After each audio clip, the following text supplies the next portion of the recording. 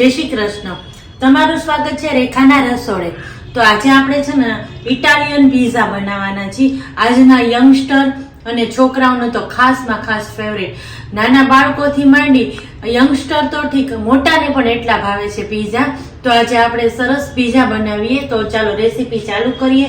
અને એમાં જોઈશે આપણે આ બધા વેજીટેબલ, કેપ્સિકમ, ટમેટું અને સૂકી ડુંગળી, ચીલી ફ્લેક્સ, પછી આ જે આપણે પીઝાનો સોસ આવે છે એ, બટર, પછી આ કેચઅપ, ઓરેગાનો, ચીઝ ક્યુબ અને આ મોઝરેલા ચીઝ, અને આ જે પાસ્તાનું જે રેડીમેડ પેકેટ આવે છે ને, હા એ લીધું છે, અને આ પીઝા બેઝ.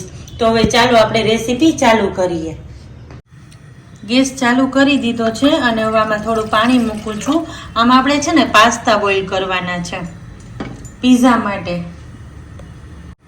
જો પાસ્તાના પેકેટમાં મસાલો આવે છે આ રીતનો, તો પેલા એ નાખવાનો છે આપણે પાણીમાં.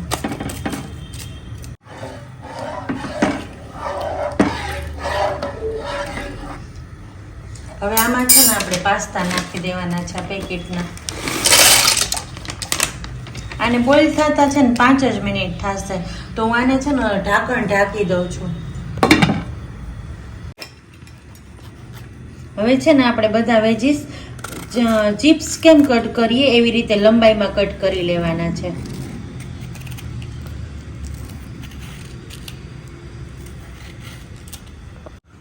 અહીં હું ગેસ ચાલુ કરું છું અને મેં છે ને એક તવો લઈ લીધો છે, એની ઉપર નાખું છું બટર.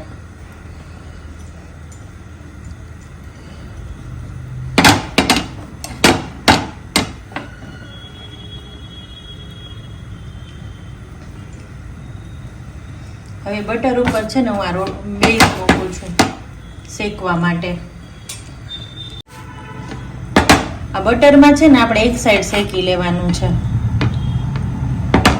આ રીતે બેઝ શેકીએ ને એટલે બહુ જ સરસ ટેસ્ટ આવે છે. હું આ રીતે પીઝા બનાવું છું.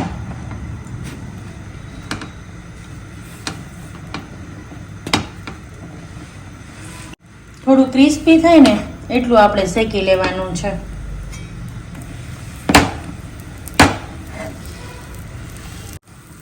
મેં બેઝ શેકવા માટે અમૂલનું બટર લીધું છે. આપણે જે ઘરે માખણ બનાવીએ ને એ પણ લઈ શકાય, પણ આજે મારે એ અવેલેબલ નહોતું એટલા માટે મેં અમૂલનું બટર લીધું છે. તો હવે જો બેઝ પણ સરસ ક્રિસ્પી થઈ ગયો છે અને હું આને નીચે ઉતારી લઉં છું. જો આપણે પાસ્તા બોઇલ કરવા મૂક્યા હતા ને એ પણ બોઇલ થઈ ગયા છે અને મેં કાઢી લીધા છે. અને આપણે આ બેઝને પણ ક્રિસ્પી કરી લીધો છે. તો હવે આપણે પીઝા બનાવવાની પ્રોસેસ ચાલુ કરીએ. તો સૌ પહેલાં છે ને આપણે આ સોસ લીધો છે. જો પહેલાં તો આપણે આ સોસ જે લીધો છે પીઝાનો એ આની ઉપર નાખી દઈએ બેઝ પર.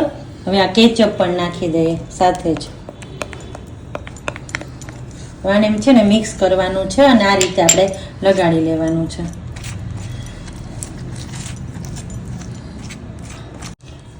જો આપણે આ રીતે આખા પીઝામાં સ્પ્રેડ કરી લેવાનો છે બંને સોસ મિક્સમાં.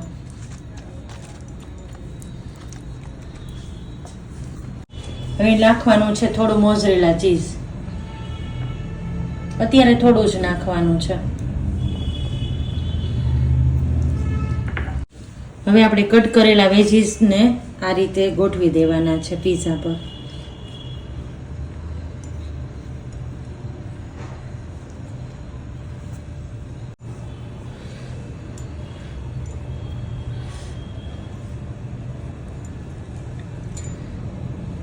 જો હવે આપણે આ રીતે વેજીટેબલ ગોઠવી લીધું છે. હવે પાછું આપણે થોડું મોઝરેલા ચીઝ લેવાનું છે.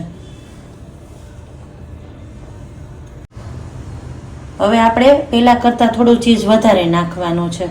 જો હવે આપણે મોઝરેલા ચીઝ નથી નાખવાનું.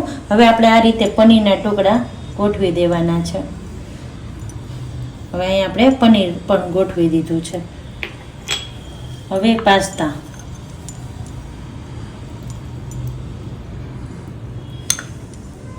અને આ રીતે થોડી છૂટા મૂકવાના છે.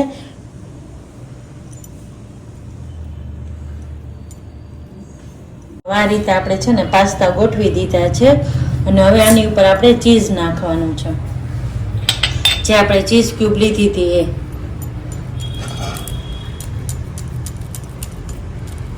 જો આપણે આ રીતે પીઝો તૈયાર કરી લીધો છે.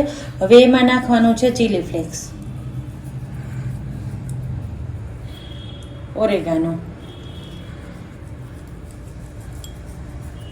હવે આપણે આ બધું નાખી દીધું છે અને પીઝાને છે ને હવે આપણે બેક કરી લેવાનો છે. જો મારે ઓવન પણ છે, પણ આજે હું પીઝા છે ને ઓવનમાં નથી બનાવવાની. જો મેં ગેસ ચાલુ કરી દીધો છે અને હું આજે છે ને ઓવનમાં એટલા માટે નથી કરવાની કારણ કે ઘણા લોકો છે ને તવા ઉપર કરતા હોય છે. તો આ રીતે તવામાં આપણે પીઝા બનાવવાના છે આજે. જો મેં અહીંયા જો પેનમાં નીચે સ્ટેન્ડે મૂક્યું છે, મેં તમને બતાવ્યું. અને હવે આને છે ને ઢાંકી દેવાનું છે 5 મિનિટ માટે. હવે આપણે ઢાંકણ ખોલી લઈ અને પીઝો પણ આપણો રેડી છે. અને અહીંયા જો ચીઝ પણ એકદમ મેલ્ટ થઈ ગયું છે. અને હું ગેસ બંધ કરી દઉં છું. હવે આને છે ને આપણે સર્વિંગ પ્લેટમાં લઈ લઈએ.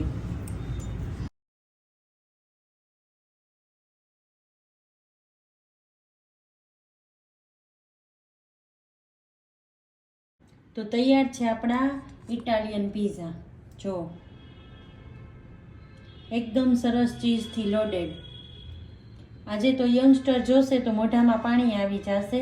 છોકરાઓના તો ફેવરિટ છે જ. જો તમને મારી આજની રેસીપી ગમી હોય તો મારી રેસીપીને, મારી ચેનલને લાઈક કરજો, શેર કરજો અને સબસ્ક્રાઈબ કરજો. અને બાજુમાં આપેલ બેલ આઇકન દબાવવાનું ભૂલતા નહીં, જેથી તમને મારા વિડીયો સૌથી પહેલાં જોવા મળે. તો ચાલો નવી રેસીપી સાથે ફરી મળીએ. ત્યાં સુધી આવજો. જય શ્રી કૃષ્ણ.